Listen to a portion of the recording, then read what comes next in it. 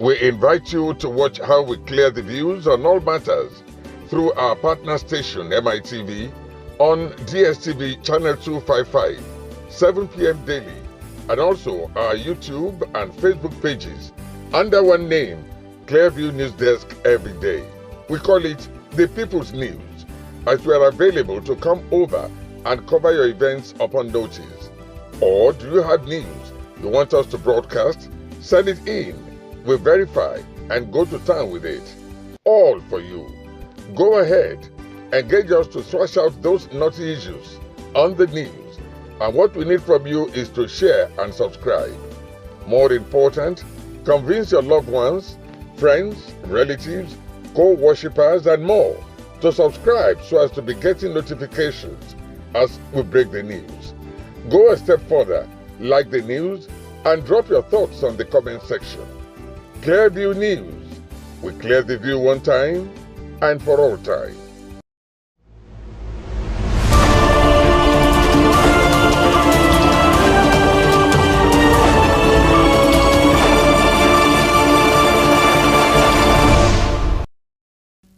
Hello and welcome to Clearview News Desk. We are reaching you live from Nigeria's capital city, Abuja. First, the headlines.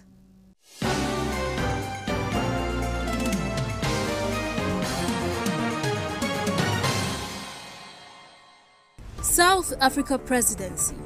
Ramaphosa takes oath of office for second term. Federal government of Nigeria seeks UNESCO support to list ancient Ojude-Oba festival for global recognition. Football administrators and enthusiasts finally identify 2 reasons leading to the resignation of Finidi George as Super Eagles coach.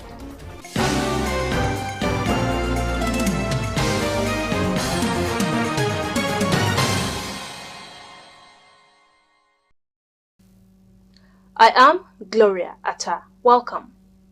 The Joint Union Congress of the Police Service Commission (PSC) has called on President Bola Tinubu to relieve the Inspector General of Police, Kayode Egbetokun, over his alleged meddlesomeness in the recent recruitment of police constables. At a news conference this Wednesday in Abuja, the union also alleged that some top officers within the Nigerian police force tried to smuggle names during the recruitment process. The aggrieved members of the union, while singing protest songs, described the reactions of the NPF as diversionary tactics. According to them, NPF intends to prevent the president from noticing the unpreparedness of the police training schools to handle the training of the recruits, owing to the sorry state of the facilities. The move comes after the PSC recently released 10,000 names of successful candidates employed from the recent recruitment exercise by the Commission. The list was later rejected by the NPF, who described the recruitment process as fraudulent. Now, the crisis in Rivers State over the tenure of 23 local government chairmen has worsened as protesting youths loyal to the state governor, Simlai Fubara, dislodged no fewer than 3 chairmen who refused to vacate their offices. A policeman has been reportedly killed in a clash between supporters of Governor Fubara and his predecessor, Minister of the Federal Capital Territory, Nyesom Wike. The incident is said to have occurred at Eberi Omwa in the Omuma Local Government Council Secretariat on Tuesday. In a bid to prevent a breakdown of law and order, the police on Tuesday evening announced the takeover of the 23 council secretariats following the expiration of the 3-year tenure of the 23 local government chairmen on Monday. However, the chairman had vowed to remain in office, citing the Local Government Amendment Law 2024 made by the Martin Amawule-led House of Assembly. Meanwhile, the Commissioner of Police, Rivers State, CP Olatunji Disu, has called on all the citizens of Rivers State to exercise patience and be law-abiding following the recent happenings in the state. The Court of Appeal has ordered residents of the state to remain calm pending the outcome of the court ruling fixed for the 20th of this month. The Commissioner of Police also reiterated his commitment to maintaining peace and order in the state. My job as a policeman is to protect lives and properties, and that's what we have gone out to do since morning. We are aware of the crisis that has to do with the tenure of the local government chairman. We have gotten one court order or the other about it. The Court of Appeal has given an order and for everybody to exercise restraint till 20th of this month, just 3 days. So we expect everybody to respect it, not to take laws into their hands and allow peace to continue as it is. This is just to assure members of the public that so far as we are concerned, we are ready to do our jobs of protecting lives and properties. And we have tried our best. We have warned anybody who will want to take laws into their hands. I want to use this opportunity to talk to parents, to call their children and talk to them, so that their children will not be used as cannon fodder in this crisis. Still in Rivers State, the state governor, Simlayi Fubara, has sworn in new caretaker chairman for the 23 local government areas of the state. The swearing-in was done on Wednesday at the government house in Port Harcourt, the state capital, amid tight security. According to reports, the first batches of 11 CTC chairmen are taking their oath of office. It comes a day after he forwarded the list to the State House of Assembly, led by factional Speaker Victor Jumbo. It was gathered that the lawmakers had invited the nominees for screening as early as 8 a.m. on Wednesday. It is no longer news that Finidi George has resigned barely few months in office as Nigeria's Super Eagles head coach. In her desire to get to the root of the matter, Clearview's Imefun Okon visited the National Stadium, Abuja, where she spoke with some sports enthusiasts.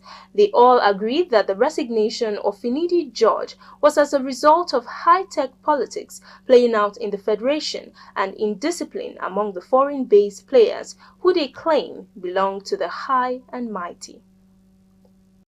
Proud to Finidi's resignation after a poor run of games in the 2026 World Cup qualifiers, expectations were high among sport lovers as they said the messiah that will help redeem the lost glory of Super Eagles to fly has finally come.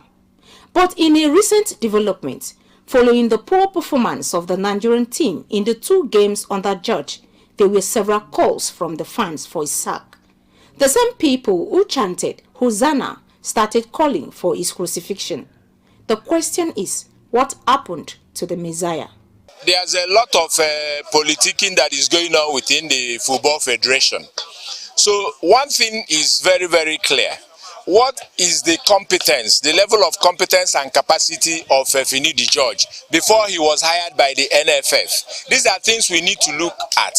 And now there were some insinuations that there's a lot of politics going on within the federation and that most of the players belong to big men. So you find out that when a coach is hired and some of these big stars sees that his former appointment was with Enyimba Football Club, and you find out that most of these stars who play at the international scene will definitely not have that respect for a coach who is coming from the local league. A lot of Nigerians were expecting too many things from Finidi, but refused to give him the opportunity to work, because when you bring in a coach, give him time to work. That time wasn't granted to Finidi, and he was trying to make changes in the team to suit his play style, and Nigerians could not give him that time because they were expecting too much.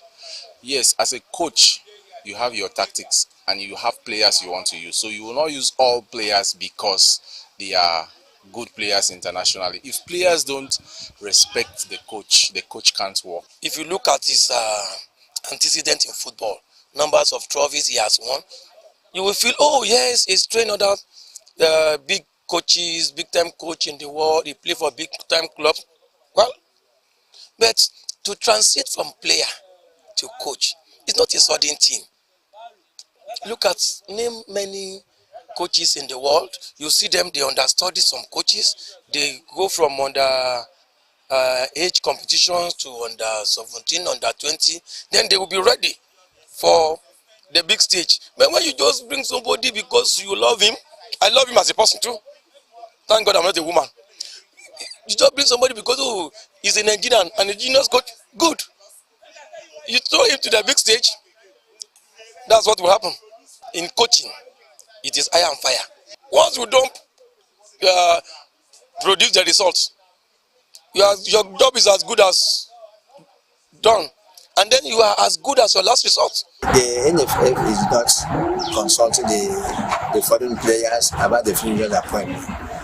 If you see the face that you see the relationship between Trinidad and the foreign players is not more cordial as we were expected. I mean, when you say a coach resigns after 2 matches, nobody wants to resign after 2 matches because I'm sure he wants to prove his mettle. But I'm sure maybe he's been asked to resign, and that's why he resigned. The pressure of the game.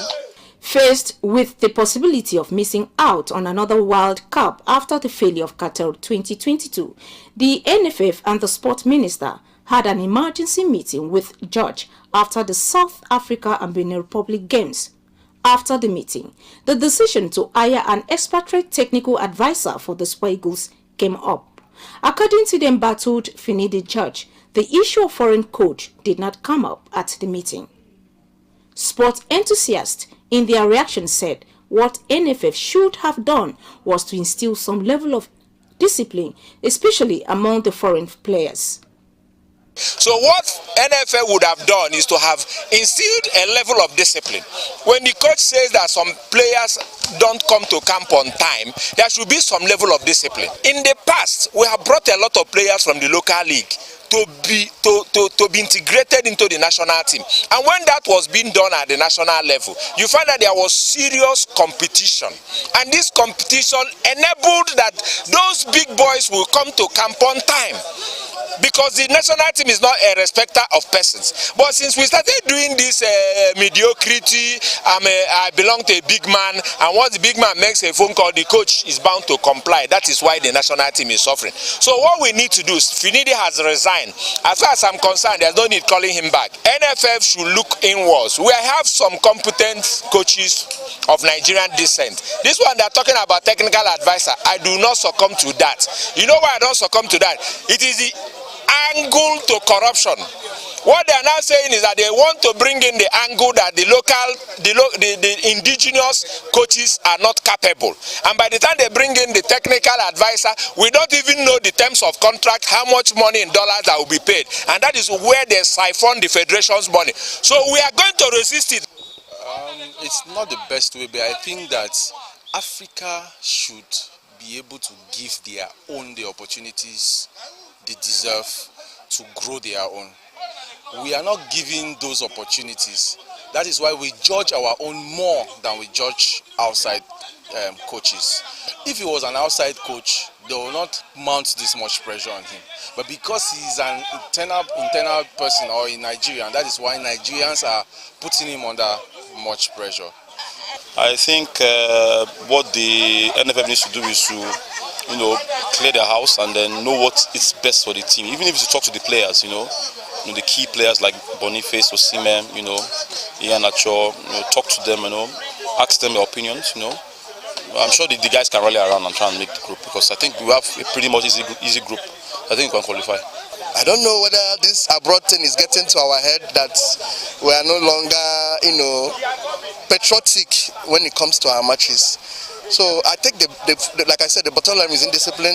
The NFF should rise up and address the situation. If it is still the same issue of appointing foreign coaches or someone coercing other people to dance to his choice and all that, then we'll continue having these problems. Recall that the friendly victory against Ghana ended up being the only victory recorded by George in his 4 games while in charge of the Super Eagles. He recorded 2 losses against Mali and the Benin Republic and 1 draw against South Africa. The women's football has seen significant growth over the past decade, Yet, its financial landscape still pales in comparison to the men's game. While spectators' interests generate far more revenue in men's football, women's soccer is gradually attracting more attention and funding. In this report, our correspondent Eunice Ella Eze gives us highlights of the highest paid female footballers in the world. The women's football has come a long way in recent years, with the 2019 World Cup in France drawing a global audience of over 1.2 billion people. The sport has continued to grow in popularity as well as the earnings of its top players. From superstar forwards like Alex Morgan to midfield maestros like Deseni Fama-Rozan and others, the world's best female footballers are now commanding significant salaries and endorsement deals. First on the spotlight of top 5 highest paid female footballers in the world is Alex Morgan, with total annual earnings of $7.1 million with club San Diego Wave and a 2-time Ballon d'Or winner, one of the most recognizable figures in the women's football. Morgan is a prolific forward known for her speed, skills, and scoring ability. She has played a pivotal role in the U.S. women's national team's success, including World Cup victories. Second on the list is Alexia Putellas with Club Barcelona and total annual earnings of $4 million. Alexia is a highly skilled midfielder who has won multiple titles with Barcelona and has been named the FIFA Ballon d'Or winner twice. Next is Trinity Rodman with Washington Spirit having a total annual earnings of $2.3 million. Rodman has made a name for herself as a dynamic forward and is the daughter of NBA legend Dennis Rodman. Also on the top list is Crystal Dunn, who plays for Club Gotham FC with a total annual earnings of $2 million. Crystal is a versatile player capable of playing in multiple positions and well known for her defensive solidity and attacking contributions. She has been a key player for both club and country, showcasing her adaptability and consistency. Last on our spotlight is Sophia Smith, who plies her trade with club Portland Thorns, having a total annual earnings of $2 million. Sophia is a young and talented forward who has quickly become a standout player for Portland Thorns and the U.S. women's national team. Her pace, technical skills, and goal-scoring ability made her one of the most promising talents in the women's football.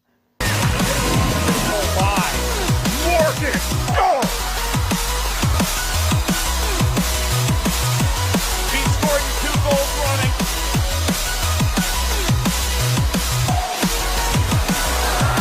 Morgan, boom. Nou, nummer 5 voor haar. Alex Morgan. Ze heeft er nog lang geen genoeg van. Eunice Ella Eze reporting for Clearview News Desk. If you are just joining us, you're watching the news on Clearview News Desk. We will be back after this break. Stay with us. Do not go where the path may lead.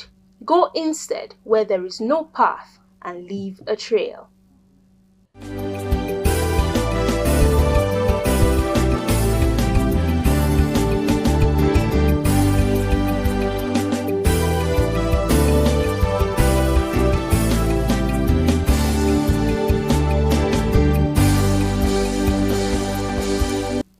Welcome back. In a bid to promote Nigeria's cultural diversity and rich heritage, the federal government, through the Ministry of Culture, Arts and Creative Economy, has announced plans to list the ancient Ojude Oba Festival as one of the festivals supported by the United Nations Educational, Scientific and Cultural Organization, UNESCO. Minister of Art, Culture and Creative Economy, Hannatu Musa Musawa, made the announcement at the 2024 edition of the festival, held at the Awujale Pavilion in Ijebu-Ode, Ogun State. She praised the festival as a symbol of national unity, cultural significance, while identifying its huge tourism potential for the country. Let's now join Clearview's correspondent for the details.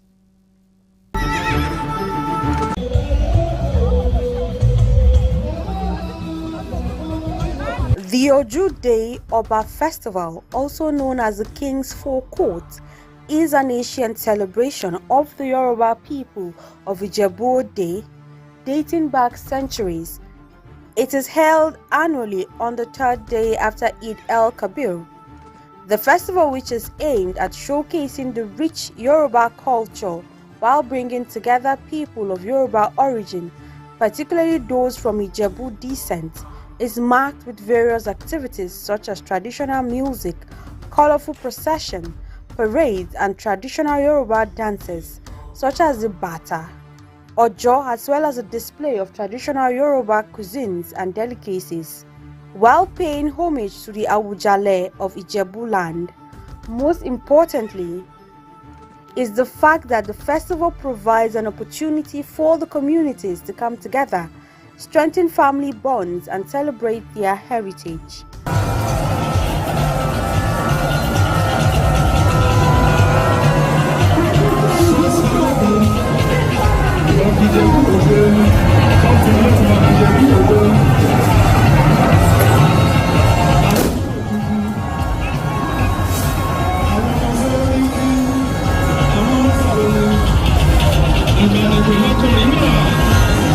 If listed by UNESCO, the Ojude Oba Festival will join the ranks of other international recognized cultural events such as the Osun Osogbo Festival and the Eyo Festival.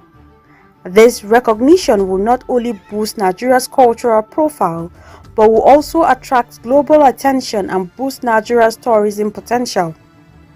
The listing is expected to bring economic benefit to particularly the host communities of Ijebu-Ode.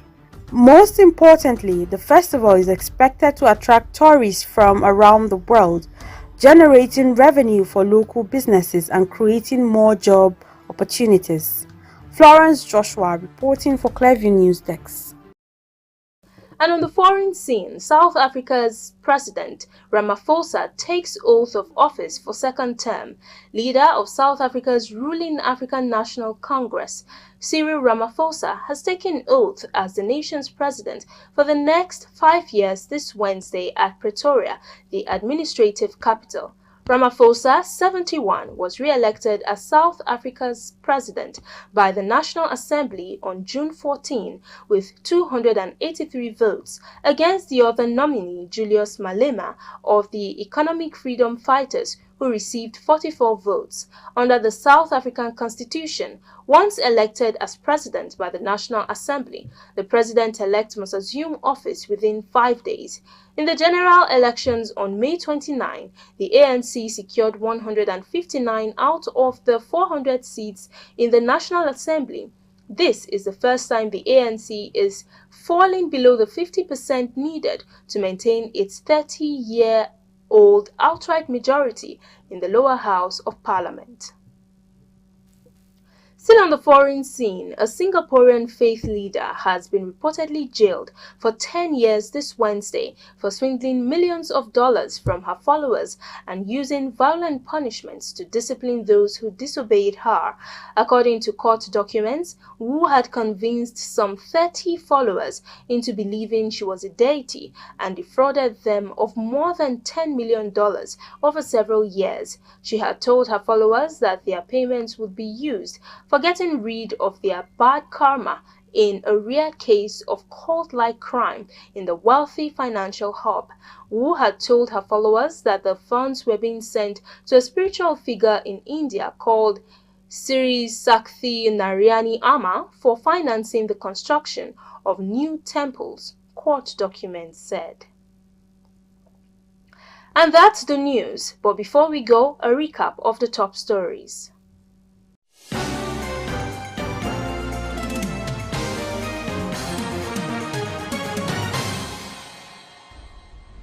Leader of South Africa's ruling African National Congress, Cyril Ramaphosa, has taken oath as the nation's president for the next 5 years. Come on and tell us what you think about this development. Now, on the broadcast, Saganedo has come out to debunk Yvonne Jege. Wednesday at Pretoria, the administrative capital. In a bid to promote Nigeria's cultural diversity and rich heritage, The federal government, through the Ministry of Culture, Arts and Creative Economy, has announced plans to list the ancient Ojude-Oba Festival as one of the festivals supported by the United Nations Educational, Scientific and Cultural Organization, UNESCO. We also told you that football administrators and sports enthusiasts say high-tech politics playing out in the Nigerian Football Federation and indiscipline among the foreign-based players are part of reasons for resignation of Super Eagles coach.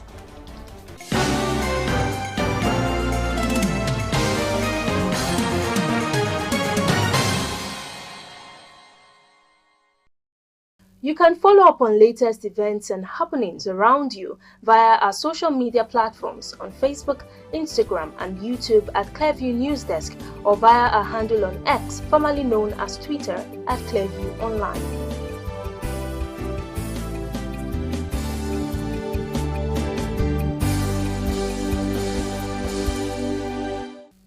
Many thanks for watching. I am Gloria Atta. Bye for now. We invite you to watch how we clear the views on all matters through our partner station MITV on DSTV channel 255, 7 p.m. daily, and also our YouTube and Facebook pages under one name, Clearview News Desk every day. We call it the People's News, as we are available to come over and cover your events upon notice. Or do you have news you want us to broadcast? Send it in. We verify and go to town with it. All for you. Go ahead, engage us to thrash out those naughty issues on the news. And what we need from you is to share and subscribe. More important, convince your loved ones, friends, relatives, co-worshippers and more to subscribe so as to be getting notifications as we break the news. Go a step further, like the news and drop your thoughts on the comment section. Clearview News. We clear the view one time and for all time.